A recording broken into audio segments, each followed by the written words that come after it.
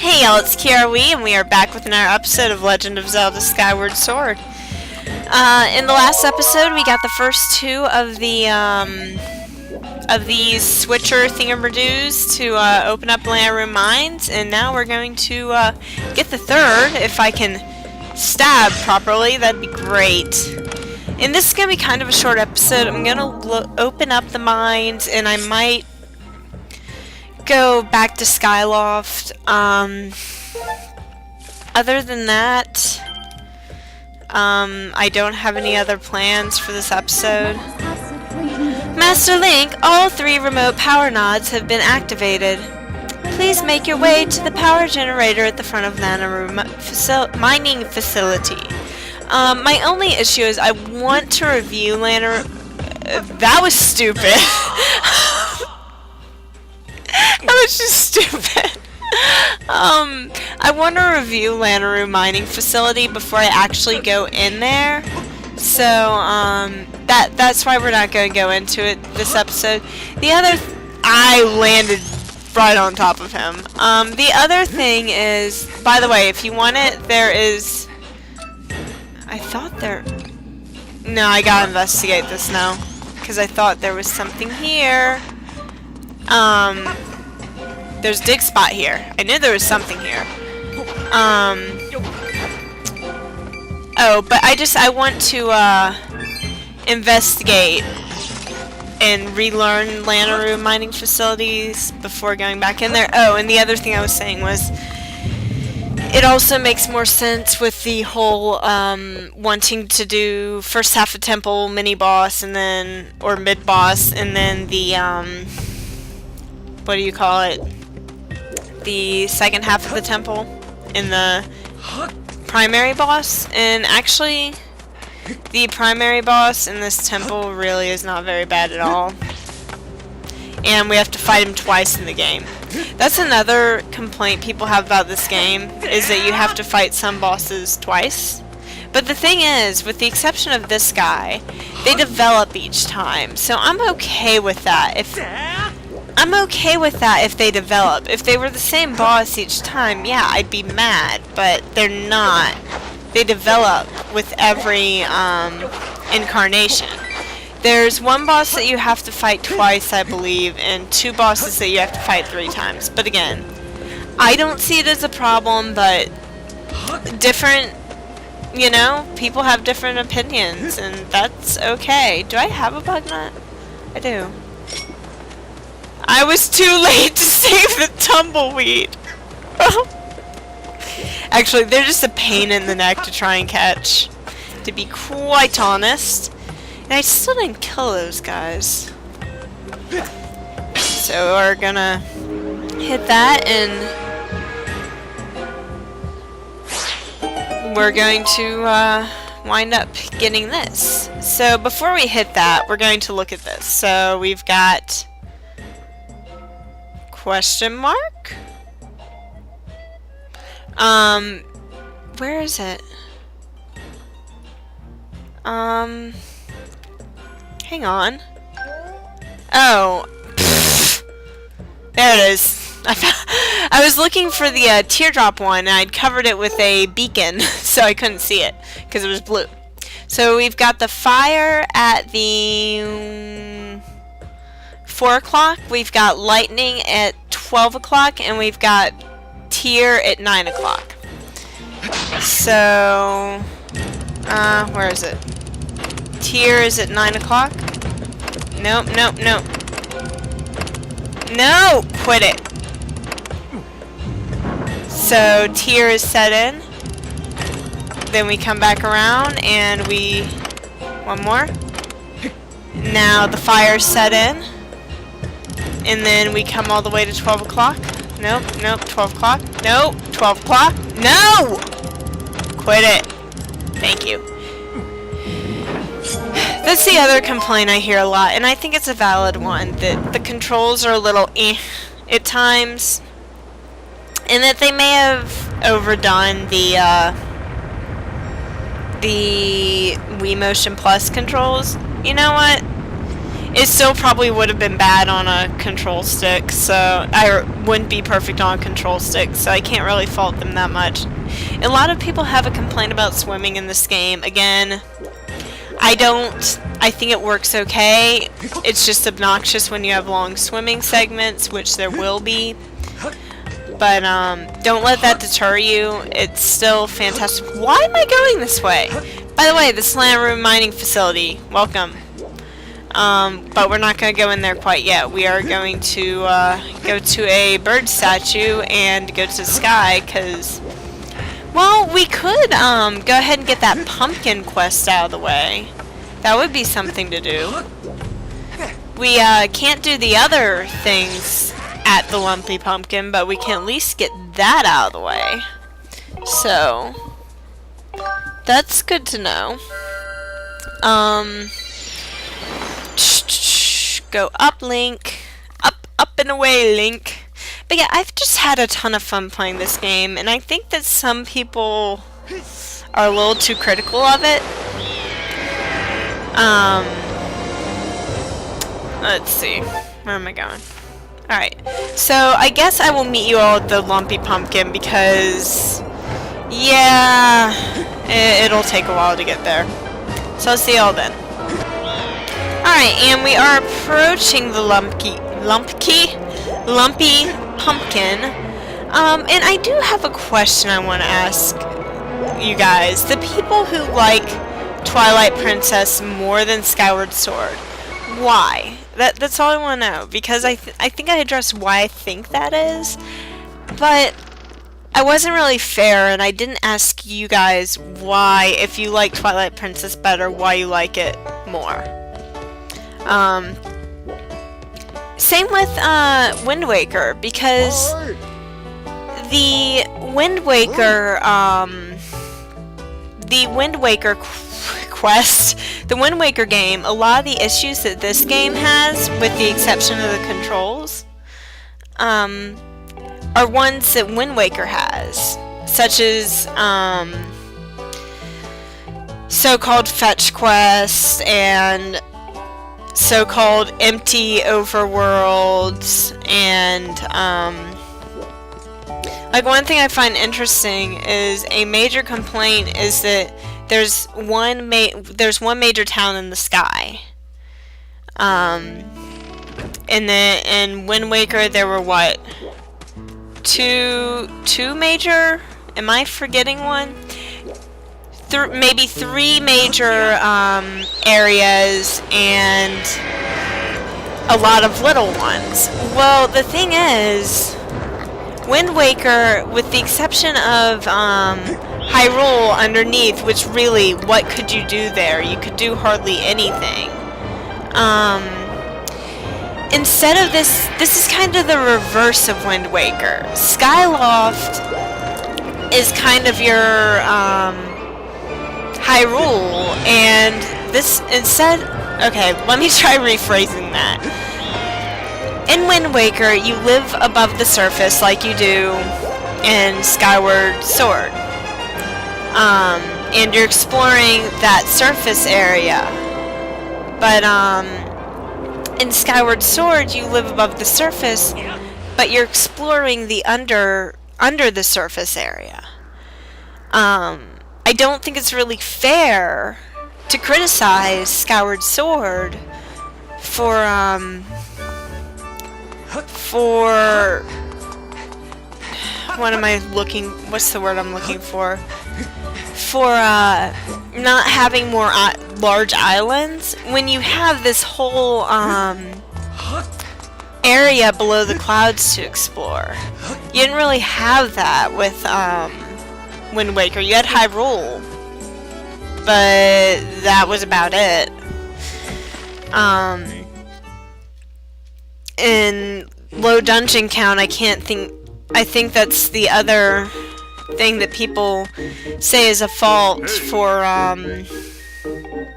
Skyward Sword, but it's just the same in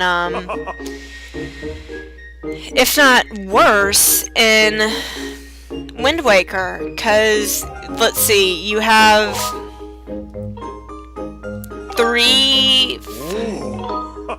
6 dungeons in Wind Waker, I believe. I don't really count Ganon's tower as a dungeon. Maybe I'm not remembering it correctly, but it just felt very small and like a rehash of everything. It was just leading up to a boss fight. This one has 7. And I don't really see that as a fault, so we have that done. We won't even bother going back to Lumpy Pumpkin guy, because I don't think he'll give us anything until later on, so we'll tell him we're done with that later on. So yeah, I mean, I think that the faults between Wind Waker and Skyward Sword are extremely similar. So, I'm curious if you look... What do you have to say?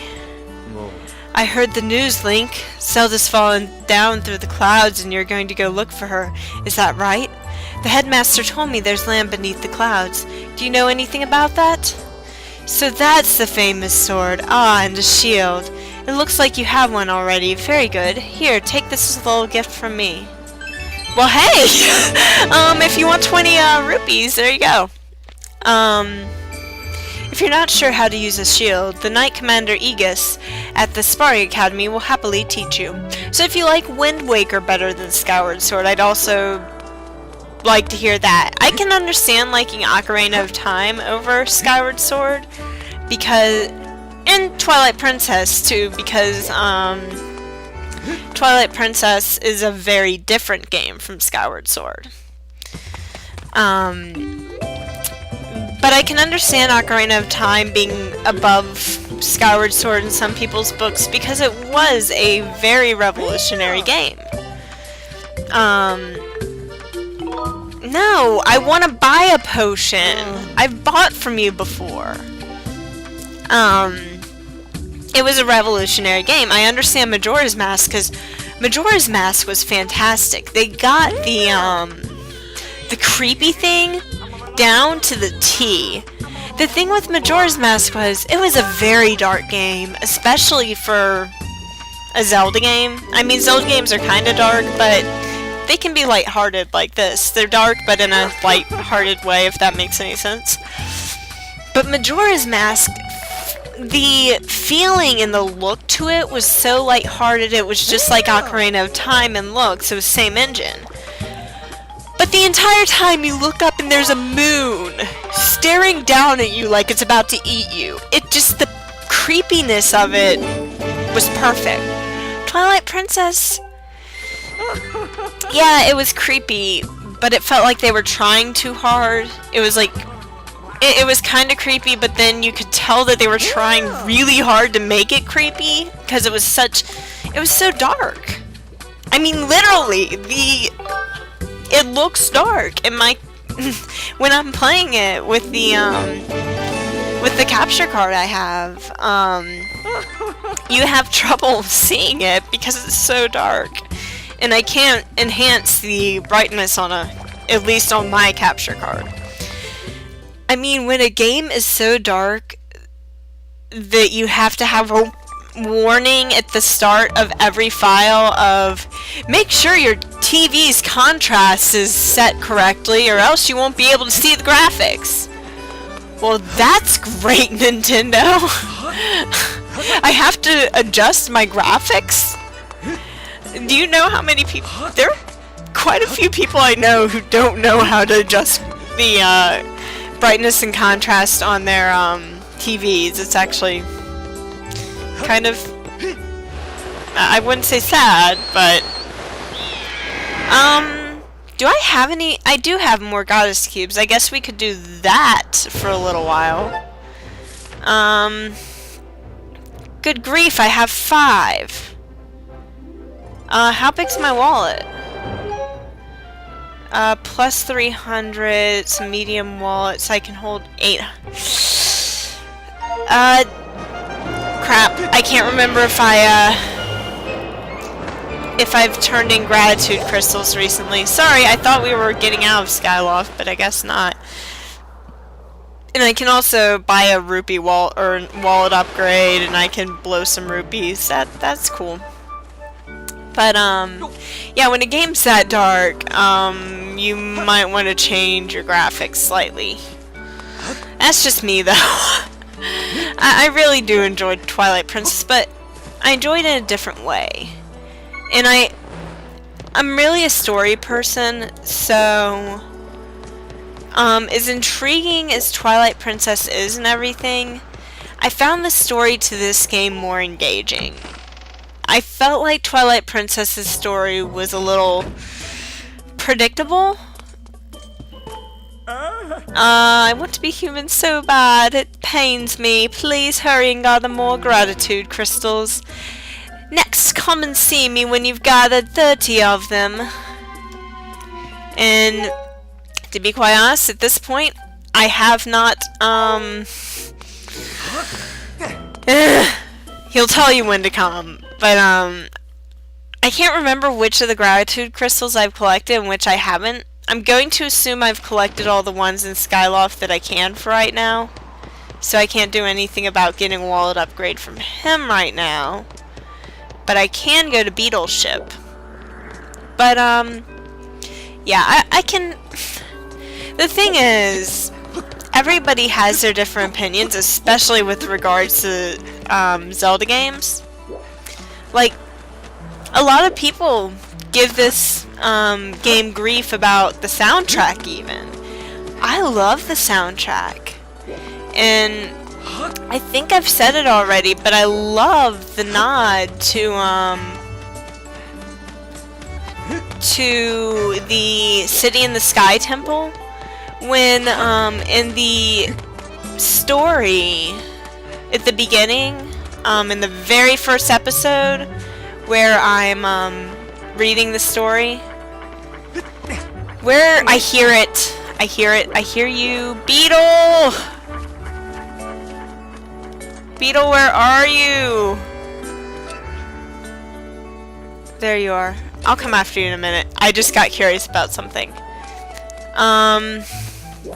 So at the beginning, it plays the Sky Temple music. If you didn't notice that, go back and listen to it. You will, hear the City in the Sky. Hey, cool! Rupee! You will hear the City in the Sky music if you listen to that story, and when they mention Skyloft, it plays City in the Sky music, which aids to my suspicion is this City in the Sky way, way, way in the future. But yeah, I mean, I think the music's good in this game. I really love the music in Twilight Princess a lot, and also I love in the Symphony... Come on! In the Symphony CD, Twilight Princess, that track really features, more than any others, the choral ensemble, and I really like that. And I felt like it worked really well. But I really like the music in that, even though a lot of it is just different arrangements on the same song. But it still works. So, how much is this pouch? Oh, that'll increase the number of your items you can carry in your adventure pouch by 1. It has to be one of the most useful thing imaginable. It's only 300 rupees. I'll take it! So we can now make our wallet bigger, or pouch bigger. Don't worry, they're not all that cheap. It doubles in price for the next, so it gets up to 1,200 rupees. That's an extra wallet. It's amazingly useful. With this, you can carry an extra 300 rupees in your wallet. Say goodbye to those times where you couldn't pick up another rupee because your wallet was stuffed full. Leave no rupee behind. Even you must be able to see just how useful this item is for 100 rupees. Want to buy it? Yes! You got an extra wallet. So now, we can hold, I can't do math. Well, I can't remember what my 1,100 rupees. Very, very good. So that's all the shopping and stuff I'm gonna do in Skyloft right now. Is there anything else good to get? Do I have a... I do have a goddess chest that I can't get to. How kind of you, game. Teasing me like that. So that goddess chest right there is now unlocked, but we can't get it. Thank you so much, game, for that. But yeah, I can understand loving any Zelda game except for Phantom Hourglass. Except for Phantom Hourglass. I can understand ranking some of these as your most beloved Zelda games. Phantom Hourglass, however, I will beat over the head with a stick and say, nope, can't understand why you would like that one most. I don't know a Zelda fan who likes that one most. I think Wind Waker got it right, Phantom Hourglass got it completely wrong, and Spirit Tracks kinda redeemed itself. I'm playing Spirit Tracks right now.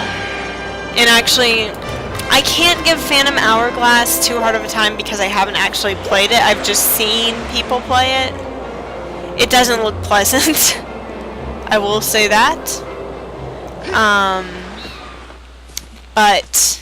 So I can't give it too much grief. Spirit Tracks, I don't like the controls. I really don't like controlling something with a stick. Okay, let me rephrase that. I don't like controlling it with the pen. I don't like having to attack with a pen with the strokes of my pen. This is different. This is controlling the weapon with motion controls, and it's motion controls, not a pen. So it's much more natural. Spirit Tracks and Phantom Hourglass's controls don't feel natural in the slightest. They really don't. They feel clunky and wrong, and I feel like those that are criticizing Skyward Sword, go back and play Phantom Hourglass, and then tell me this is a bad game. Or Spirit Tracks. I like Spirit Tracks' story, but story is not everything to a game. I feel like the controls are far too clunky to make it a good game. I like it, but I can't endorse it. I can't say it's a game you want to go out and buy. I had to go try for myself. Ow, ow! The one here is on top, not on the inside of his aisle. There's one that you're going to have to ride his ship at night to get. Let's see if I can slow down. And maybe aim properly this time. There we go. But again, I can't exactly speak to Phantom Hourglass because we got another heart piece. That's why. Because I have not played it myself. I ran shenanigans.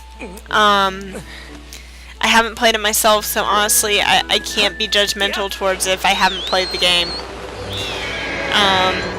So where else do we have to go? We have to go far, far south.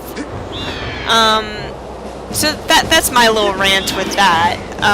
I haven't tried Zelda 2 either. I tried it for like 2 minutes, and then I put it down. Same happened with the original Zelda. My favorite is probably, of the console games, I'd say probably this one, actually. And I might lose a lot of credibility for that, but with people, but to be quite honest, I did like Ocarina of Time, but part of my memories as a child makes me not want to put it as a top contender just because the game scared me so much as a child. Wind Waker, just because of all the sailing, I enjoy flying much more than sailing. That's just, again, a personal thing. Majora's Mask, I honestly can't judge it because I haven't finished it, but I don't enjoy the temples as much. I know they're harder temples are supposed to be. I don't know. There's just something about Majora's Mask that I don't like as much, and I'm sure I'm going to get a lot of grief for it. I will say I love the side quest, so that does help things. I really love the side quests in Majora's Mask. In Twilight Princess, I like it, but there are some issues I have with it, especially the waggle control. And no, Link, you fool! But I think that they're all good games in their own right. Also, keep in mind that I'm counting whether I've beaten the game as to whether I can say it's a favorite game yet. I haven't beaten Majora's Mask, and I haven't finished the last dungeon of Twilight Princess. I probably should get on that seeing as I'm let's playing it. So please don't spoil me! But I got a bug medal, that's what I got. I was trying to figure out what I got, I couldn't remember. But that's kind of how it plays out for me. But probably my favorite Zelda game is just, and this is just for sheer fond memories, is Link's Awakening. And that's something one of my friends pointed out. Me and my friends were sitting around one day, and one of my friends goes, "You know what? What's your favorite Zelda game?" I said Link's Awakening. He asked my other friend. She said Wind Waker. And he asked another of our friend, and he said, I think he said Ocarina of Time. Not positive. But then he asked us what our first Zelda game that we played was. And then that's when we realized that part of what your favorite Zelda game is going to be tends to parallel what your first game was. And I think part of it's because of the fond memories that you have of that first playthrough. So none of these were particularly helpful. But yeah, I think that a lot of times, I'm not saying all the time, I'm not even saying most of the time, but maybe half the time, if maybe a little more, your favorite Zelda game tends to parallel the one that you first played. And I think that's normal. You have fond memories of it. It was fresh, it was new, it was captivating. Not that they're not captivating anymore, but I don't know, it just seems like there's a parallel. I will say, I'm not sure that I ever would have gotten into Zelda if Ocarina of Time had been my first game, just because I was scared of it as a kid. Dodongo's Cavern scared me so badly because of my fear. I had a fear of fire, and it scared me so badly. And I wouldn't play it. I didn't finish the game until I was much older. I wouldn't go through Dodongo's Cavern. But I will say, I really do enjoy it now. I love Ocarina of Time now. I like all of the 3D console games, and I don't get why it gets so much grief. But, we'll go ahead and do the, walk-in for Link going into this. But I think the Skyward Sword's getting a fair amount of criticism, quite a bit actually, but I still think it's a great game. I really feel like they focused on details in this game and really kind of played some of it towards the fans and some of it trying to get more fans in. And I think that's okay. And that's just my opinion. So this is Lanayru Mining Facility.